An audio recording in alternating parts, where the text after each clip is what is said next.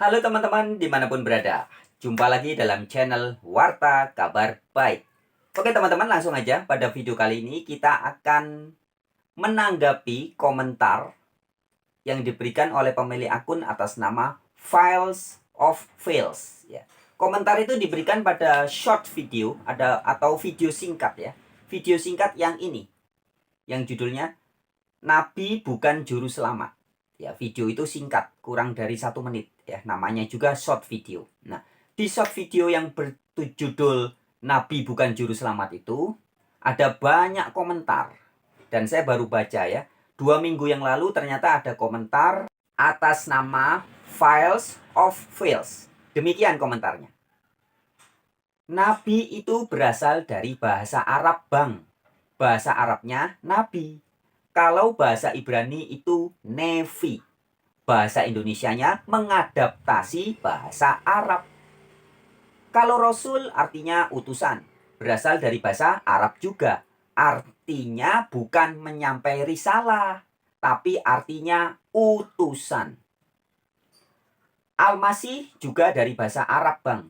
Artinya bukan juru selamat, Bang, tapi seseorang yang ditunjuk atau dipilih. Siapa yang ngajarin abang sih? Nah, ya. Jadi ada 4 poin yang akan saya tanggapi dari komentar ini. Poin yang pertama membahas tentang arti dan makna kata nabi. Poin yang kedua membahas tentang arti dan makna kata rasul. Poin yang ketiga membahas tentang arti dan makna kata al-masih. Dan poin keempat nanti yang juga akan saya jawab adalah pertanyaan, siapa yang ngajarin abang sih?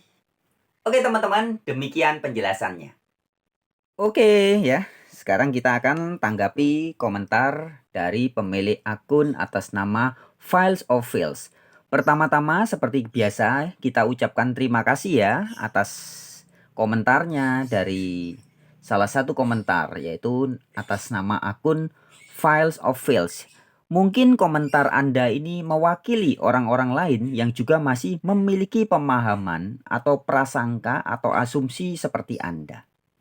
Oke, kita langsung tanggapi ya teman-teman. Yang pertama tentang istilah nabi. Nah, pemilik akun Files of Fails ini mengatakan bahwa nabi itu berasal dari bahasa Arab, Bang. Bahasa Arabnya nabi. Kalau bahasa Ibrani itu nevi. Bahasa Indonesianya mengadaptasi bahasa Arab. Nah, saya tanggapi pertama-tama saya ucapkan terima kasih ya Files of Fails. Saya setuju banget dengan pernyataan Anda bahwa nabi dalam bahasa Indonesia itu berasal dari bahasa Arab ya. Jadi nabi dalam bahasa Indonesia ini berasal dari bahasa Arab. Bahasa Arabnya juga nabi. Setuju kita ya. Nah, kalau bahasa Ibrani itu nevi, betul sekali. Ini ada nevi di sini. Ini Ibrani. Nah, jadi dalam bahasa Indonesia ini betul mengadopsi bahasa Arab. Sama-sama nabi. Tetapi yang harus Mas Files of Fails, atau ini Mas atau Mbak ya, pemilik akun Files of Fails pahami bahwa kata nabi dalam bahasa Arab ini berasal dari bahasa Ibrani, yaitu nevi. Begitu yang saya maksudkan ya. Jadi kalau Anda berkata bahasa Indonesianya mengadaptasi bahasa Arab, betul sekali, saya sepakat. Tetapi bahasa Arab juga mengadaptasi dari bahasa Ibrani. Ya. Jadi nabi bahasa Indonesia maupun bahasa Arab ini sebenarnya sama-sama berasal dari bahasa Ibrani, Mas Bro, ya. Jadi yang perlu dipahami adalah sebelum di tanah Arab ada nabi, di Ibrani atau Yahudi itu sudah ada ribuan tahun sebelumnya ada banyak navi-navi ya. Nah, istilah navi yang artinya adalah pembawa peringatan ya, penunjuk arah atau pemberi peringatan ya. Jadi nabi atau navi ini artinya pemberi peringatan atau penunjuk arah.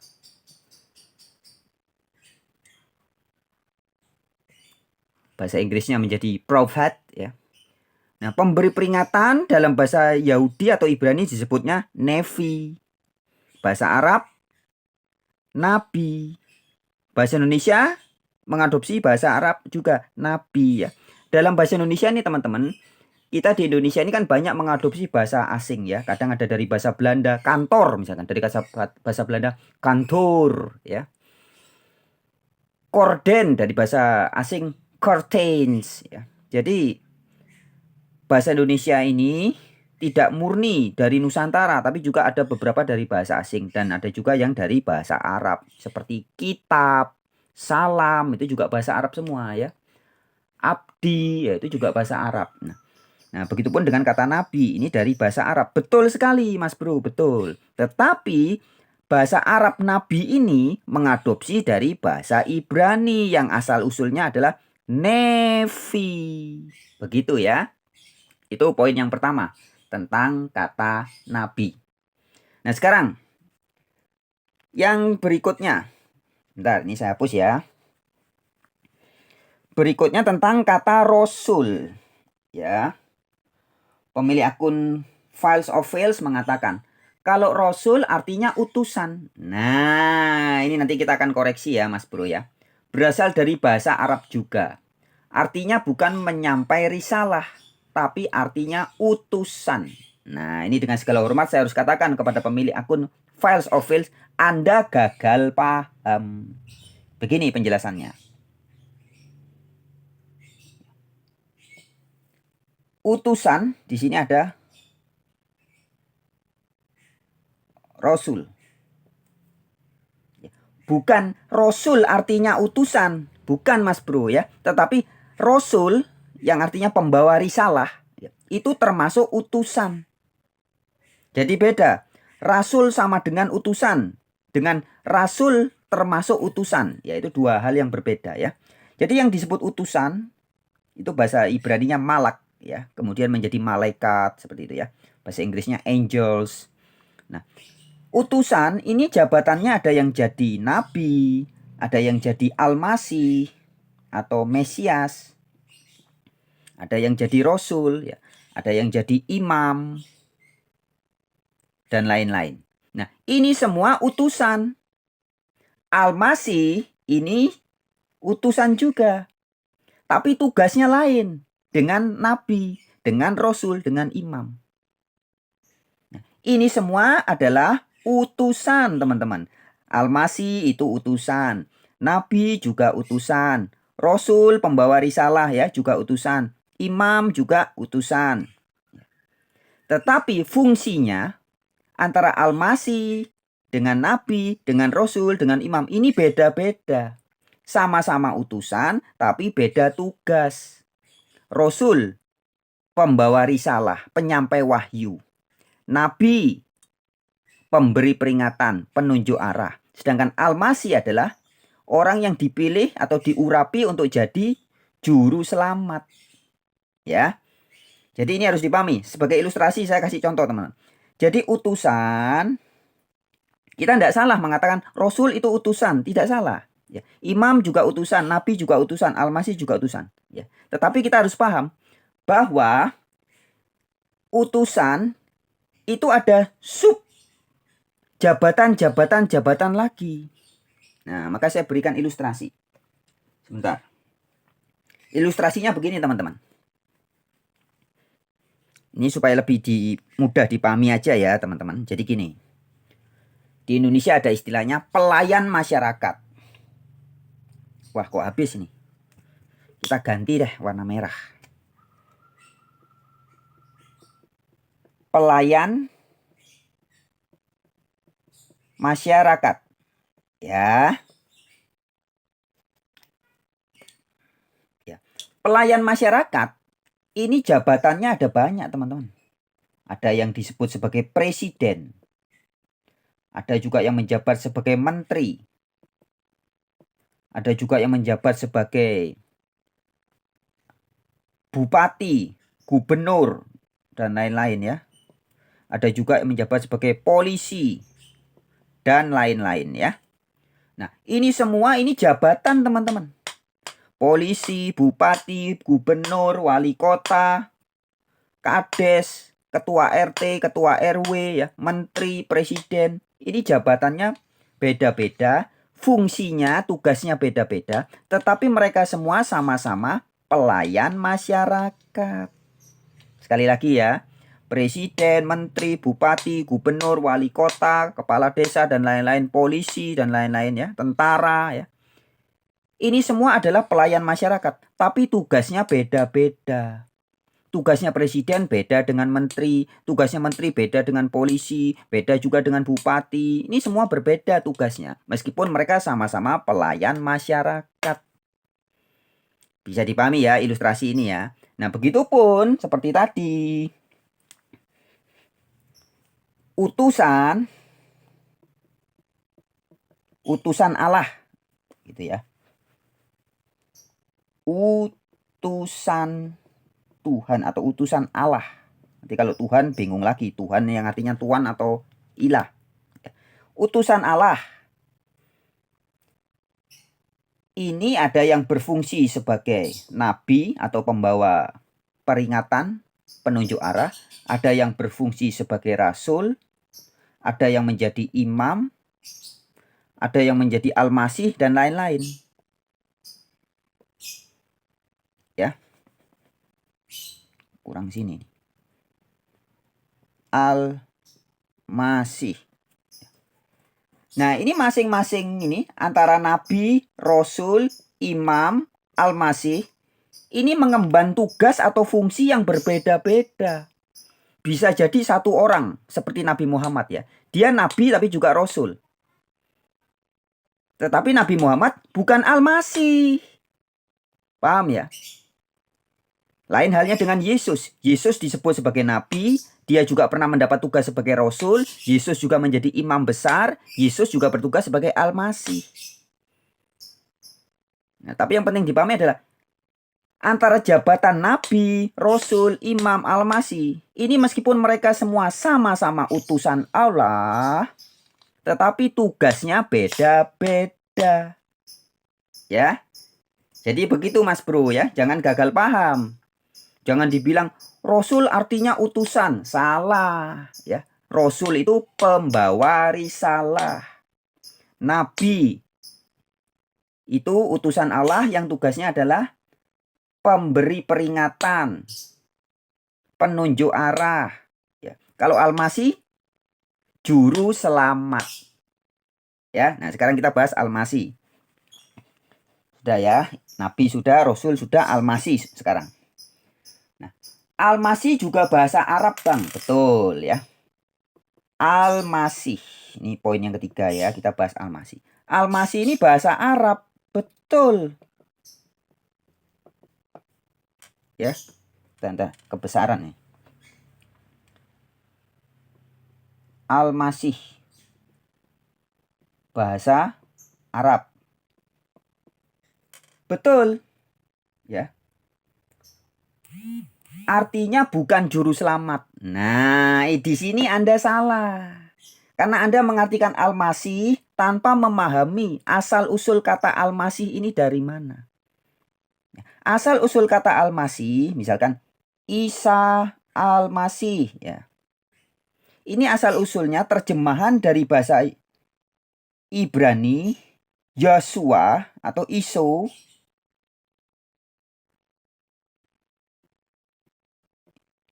Yosua Hamasia atau Iso Kristo. Yosua Hamasia ini bahasa Ibrani.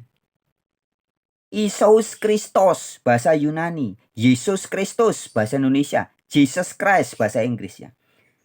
Yosua Hamasia atau Iso Mosiah ini dari bahasa Ibrani Aramik ya, Ibrani kuno. Nah, bahasa Ibrani dan Arab ini satu rumpun, teman-teman ya. Jadi kalau di sini Iso, ketika ke bahasa Arab ini menjadi Isa. Seperti misalkan ada kata Shalom ya, Shalom Aleichem. Bahasa Arab menjadi Salam Alaikum. O-nya menjadi A, menjadi Hamzah. Iso menjadi Isa. Nah, Yosua Hamasia ini ke bahasa Arab menjadi Isa al-Masih. Nah, artinya kata Al-Masih ini berasal dari bahasa Ibrani atau terjemahan dari bahasa Ibrani. Nah, jadi memahami Al-Masih di sini Anda tidak boleh lari dari konteks Ibrani yang artinya adalah orang yang dipilih atau orang yang diurapi oleh Allah untuk mendapat tugas jadi juru selamat. Nah, untuk lebih mungkin Anda kalau saya yang ngomong Anda tidak percaya ya, padahal yang saya sampaikan ini adalah betul-betul kebenaran. Nah, teman-teman silakan simak cuplikan video berikut ini. Kalau Anda tidak percaya kalau saya yang ngomong ya, ini ada Ustadz Islam ya, Ustadz yang beragama Muslim juga mengatakan hal yang sama dengan yang saya sampaikan. Bahwa makna dari Al-Masih adalah juru selamat ya. Jadi Al-Masih ini bahasa Ibraninya Masiah, artinya adalah orang yang mendapat tugas jadi juru selamat. Sebelum kita lanjutkan, kita simak dulu cuplikan videonya berikut ini. Sama nggak Ustadz Yesus Kristus dengan Isa Al-Masih? Sama. Bedanya cuma lafaz saja.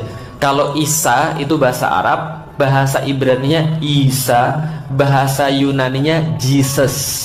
Bahasa Arabnya Al-Masih, bahasa Ibraninya Mesias. Mesias itu artinya juru selamat. Juru selamat sama kayak Al-Masih yang dijanjikan. Al-Masih yang dijanjikan Al-Masaha. Asal kata adalah yang diurapi. Bahasa Ibraninya Mesias, bahasa Arabnya Al-Masih, bahasa Yunaninya Kristos. Nah, oke ya. Jadi jelas ya teman-teman ya. Al-Masih ya, bahasa Ibraninya Masyah atau Hamasyah. Ini maknanya adalah juru selamat atau orang yang diurapi untuk mendapat tugas jadi juru selamat. Ini very clear sudah teman-teman. Nah, kemudian kalau pemilik akun Files of Fail tadi berkata demikian. Kalau juru selamat atau savior dalam bahasa Arab artinya Al-Munqidh, bukan Al-Masih, Bang. Nah, ini saya akan jawab dengan ilustrasi. Jadi, Al-Munqidh dalam bahasa Arab artinya adalah juru selamat atau savior. Ya. Itu tapi tidak bisa Anda artikan bahwa Al-Masih bukan juru selamat. Nggak bisa begitu. Karena kata Al-Masih ini asal-usulnya adalah dari bahasa Ibrani atau terjemahan dari bahasa Ibrani. Saya kasih ilustrasi gini teman-teman. Jadi kalau kita menerjemahkan suatu kata asing ya, itu kadang jangan seenak jidat kita. Saya kasih contoh. Dalam bahasa Inggris itu ada kata God Father. Nah, kata Godfather, kalau kita terjemahkan kata per kata seenak jidat, ini God artinya ilah atau sesembahan. Bahasa Arabnya ilah. Bahasa Indonesia bisa dewa, bisa sesembahan ya. Bisa Tuhan huruf besar semua ya, sesembahan. Father ini bapak atau ayah. Ayah atau bapak ya.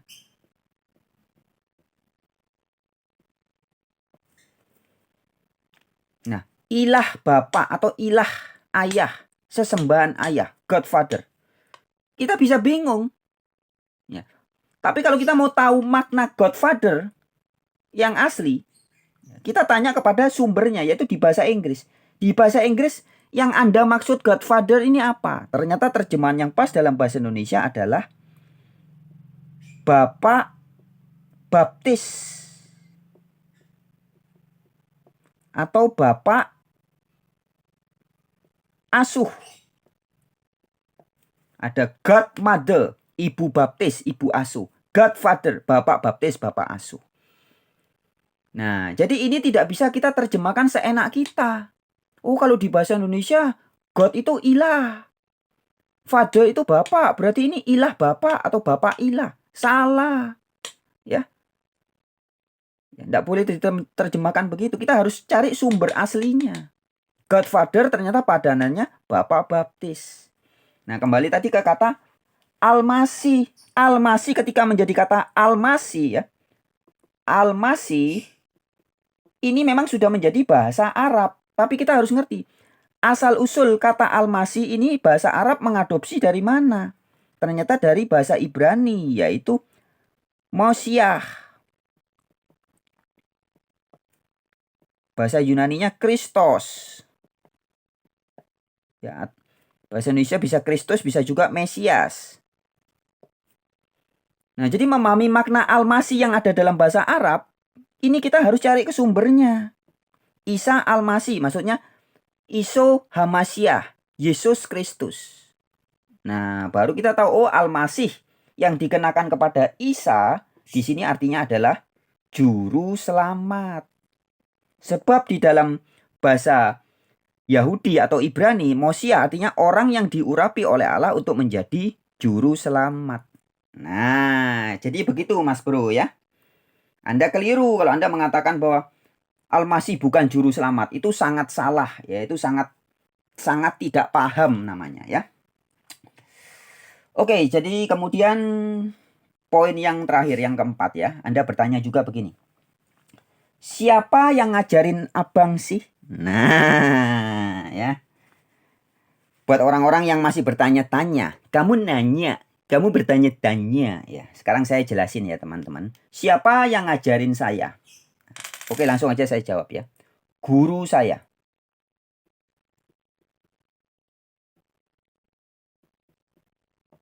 Guru saya atau pengajar saya, teman-teman, terus terang aja langsung saya jawab tanpa muter-muter ya. Guru saya bukan manusia, bukan Pak Ustadz, bukan ulama, bukan nabi, bukan rasul, bukan raja, bukan profesor, bukan doktor, bukan pendeta, bukan sekolah teologi ya. Tapi guru saya adalah guru sejati. Ya, Gusti atau guru sejati. Bisa juga baguse ati kalau orang Jawa bilang. Nah, guru saya ini bukan manusia, teman-teman. Jadi guru saya tidak bisa salah dan tidak pernah salah. Pendeta bisa salah, ustadz bisa salah, nabi bisa salah, rasul bisa salah, ulama bisa salah. Ya. Tapi guru saya tidak bisa salah dan tidak pernah salah. Gusti atau guru sejati ini yang dalam bahasa Arab disebut Nur Muhammad. Ya, inilah guru saya. Setiap hari yang ngajarin saya ya Nur Muhammad ini. Kalau teman-teman yang pakai istilah Alkitab nyebutnya Roh Kudus. Bahasa Yunaninya pneuma, aletheia, aletheias. Pneuma aletheia. Ya, Roh Kudus, Nur Muhammad, guru sejati. Itulah guru saya, ya. Jadi sekali lagi, Anda kalau masih bertanya-tanya tentang siapa yang mengajari saya, inilah guru saya. Kalau dalam bahasa Hindu disebutnya Atman. Ya. Guru saya bukan manusia, teman-teman. Jadi tidak bisa salah dan tidak mungkin salah. Guru saya ini, yaitu Nur Muhammad atau Roh Kudus atau Pneuma Aletheia atau Atman. Inilah juga yang mengajari Yesus, yang mengajari Nabi Musa, dan mengajari Nabi Muhammad. Itulah guru saya. Oke ya, cukup jelas ya. Jadi sekali lagi terima kasih buat pemilik akun atas nama Files of Files ya. Dengan pertanyaan Anda, dengan komentar Anda juga, saya bisa membagikan video ini. Oke, sekian dulu sahabat-sahabat pada video kali ini. Kita jumpa lagi di video-video yang lain. Dadah. Semangat!